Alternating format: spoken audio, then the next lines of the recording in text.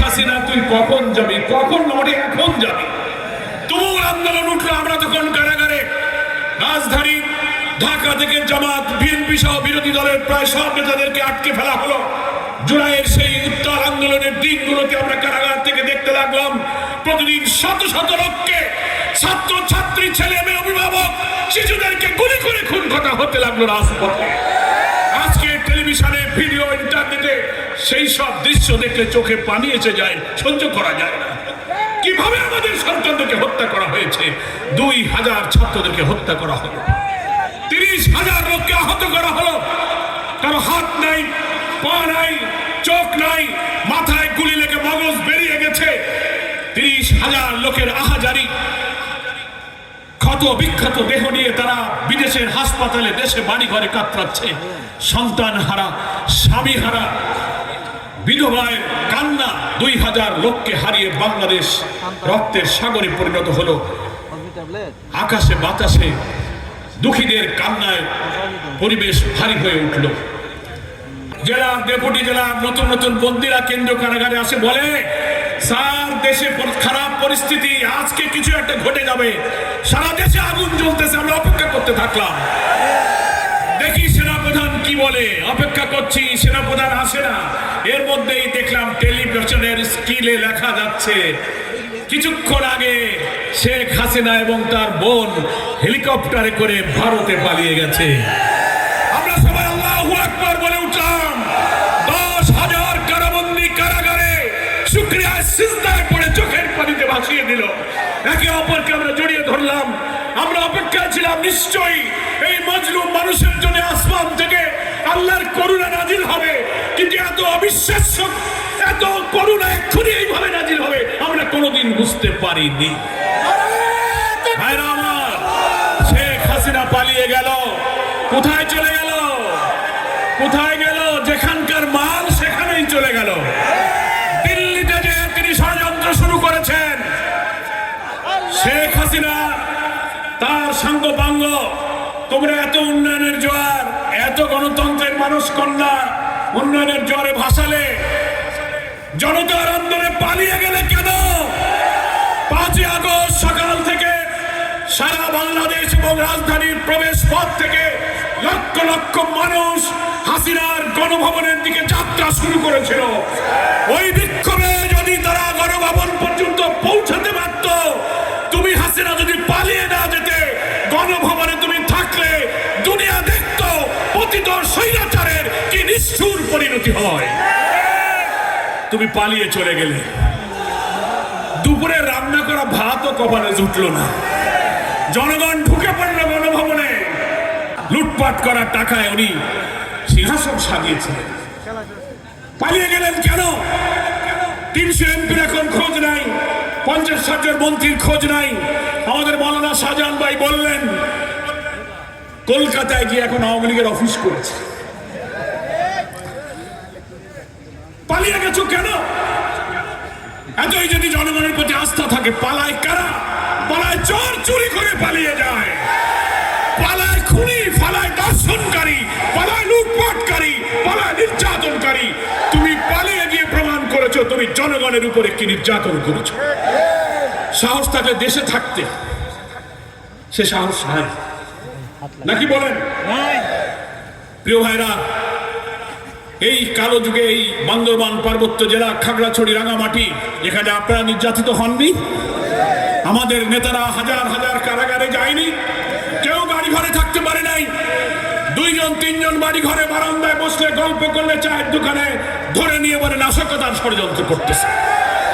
কারোর বাড়িতে হানা দিয়ে যদি একটা কোরআনের তাফসীর কিতাব পেয়েছে বলে জঙ্গি বই পাওয়া গেছে।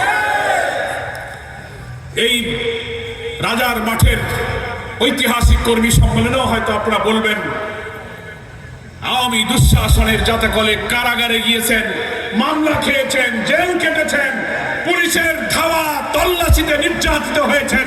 কারা কারা পুলিশের নির্যাতনের শিকার হয়েছেন হাত তোলেন। এই কোটি যারা রক্ত দিয়ে, জীবন দিয়ে আহত হয়ে এই দেশকে নতুন করে এক স্বপ্নের বাংলাদেশ গড়ার জন্য আমাদের হাতে তুলে দিয়ে চলে গেল, যারা ফাঁসিতে ঝুলল, জীবন দিল, যারা আহত হয়ে বাড়িতে বাসায় বসে কান্নাকাটি করছে, আসা তাদের এই রক্ত, এই চোখের পানি কি মূল্য? এই রক্তের, এই শহীদদের ঋণ শোধ করতে হবে। আমার কথাটা বুঝতে পেরেছেন? আমার প্রিয় ভাইরা, এই বান্দরবন থেকেই গুম হয়েছিল ছাত্র নেতা জয়নাল আবেদীন। এখনো তার কোনো খবর পাওয়া যায়নি।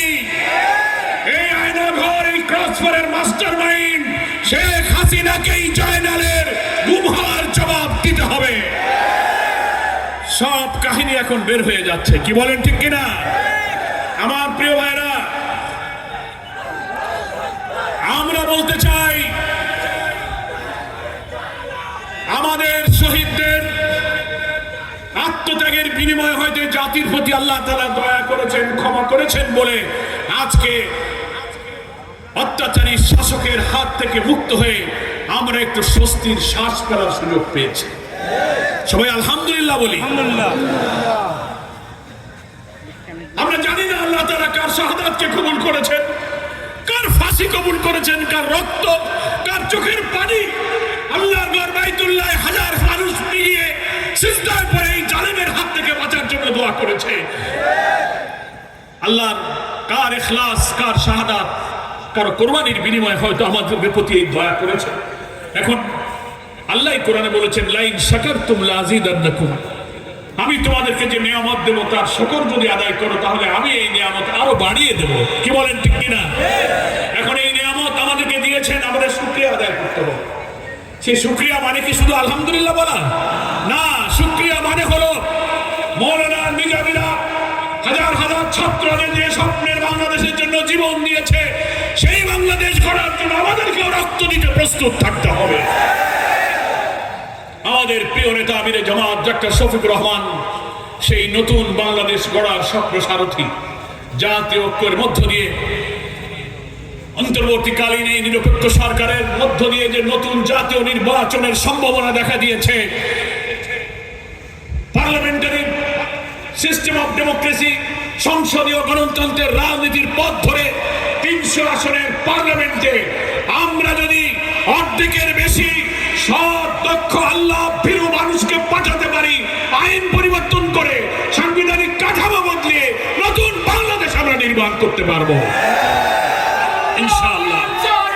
এই বাংলাদেশ প্রতিষ্ঠিত হলে আমাদের হাজার শহীদদের জীবনের স্বপ্ন পূরণ হবে।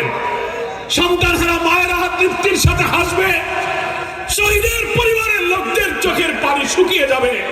আমরা সেই শান্তি, সমৃদ্ধি, কল্যাণের নিরাপদ এক মানবিক সমৃদ্ধ বাংলাদেশ করতে চাই।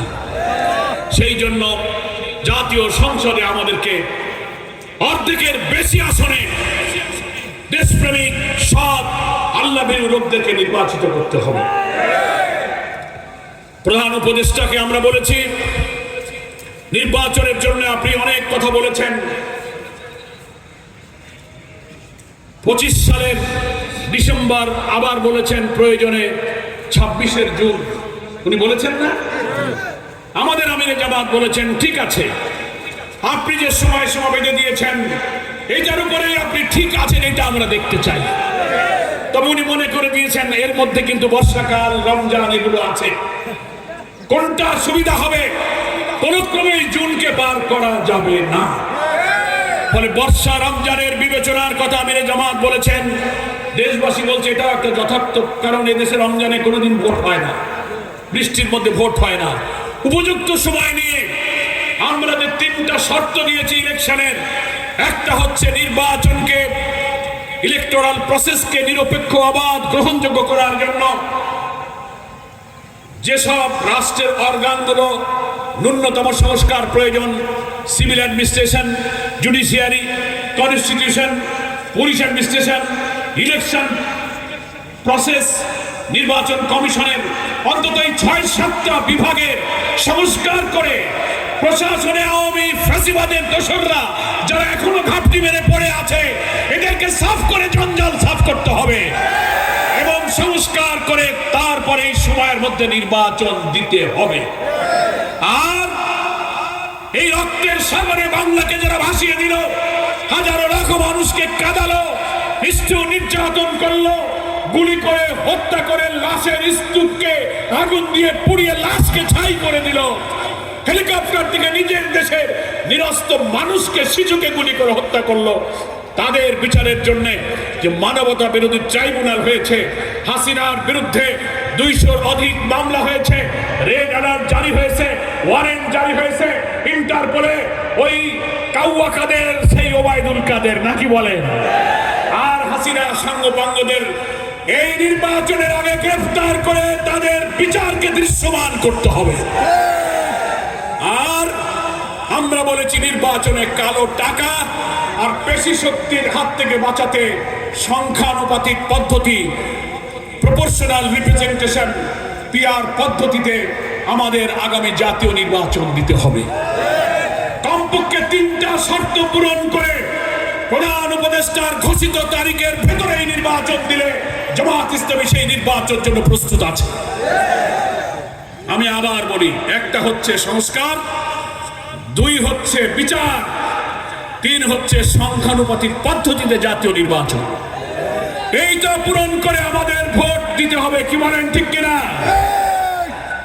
তাই আজকের এই কর্মী এবং সুধী সম্মেলনে পার্বত্য জেলা বান্দরবানবাসীর কাছে আমার দাবি থাকবে, আপনাদের অনেক সমস্যা, অনেক বৈষম্য, অনেক ষড়যন্ত্রের শিকার নিয়ে আপনারা এখানে বসবাস করছে আমরা জানি।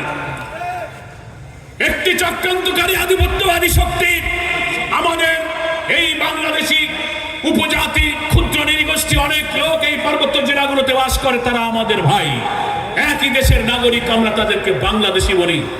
মুক্তিযুদ্ধের বীরত্বপূর্ণ সংগ্রাম সাহসিকতার মধ্য দিয়ে আমরা এই স্বাধীন সীমানা অর্জন করেছি, কিন্তু একটি আন্তর্জাতিক চক্রান্ত, একটি আন্তর্জাতিক গোষ্ঠী পার্বত্যবাসীদেরকে বিভক্ত করে আমার এই ভূখণ্ডকে আমার মানচিত্র থেকে আলাদা করতে চায়। সেই ষড়যন্ত্র পার্বত্যবাসী সহ বাংলার মানুষ কোনোদিন পূরণ হতে দেবে না। এই জন্য কোনো বিভেদ নয়। পাহাড়ে যেসব অপহরণ, গুম, চাঁদাবাজি চলছে, প্রশাসনকে আমি বলবো সে ব্যাপারে কঠোর হতে হবে। সেনা অফিসারকে হত্যা করা হচ্ছে, এখানে শিক্ষা, চাকরি, ভূমি, বিভিন্ন ক্ষেত্রে একতরফা বৈষম্য করা হচ্ছে, কি বলেন ঠিক কিনা? এর পিছনে অনেক চক্রান্ত আছে। আমাদের দেশপ্রেমিক সেনাবাহিনী সহ দেশের অখণ্ডতা নিয়ে যে দেশি বিদেশি ষড়যন্ত্র, সেটা আমাদের রুখে দাঁড়াতে হবে। সব শ্রেণীর মানুষের সমান অধিকার নিশ্চিত করতে হবে। জামাত ইসলামী ক্ষমতায় আসলে ইনশাআল্লাহ পার্বত্য এলাকার এই অশান্তি দূর করে শান্তির সুবাতাস আমরা প্রতিষ্ঠিত করব। সেই জন্যই আগামী জাতীয় নির্বাচনে জামাত ইসলামী এই বান্দরবান জেলার একজন বরেণ্য ব্যক্তিত্ব, সামাজিক ব্যক্তিত্ব, যিনি কোনো দলের নয়, আগামী জাতীয় নির্বাচনে অ্যাডভোকেট আবুল কালাম আজাদকে আমরা আপনাদের কাছে উপহার দিয়ে যাচ্ছি। আপনারা কি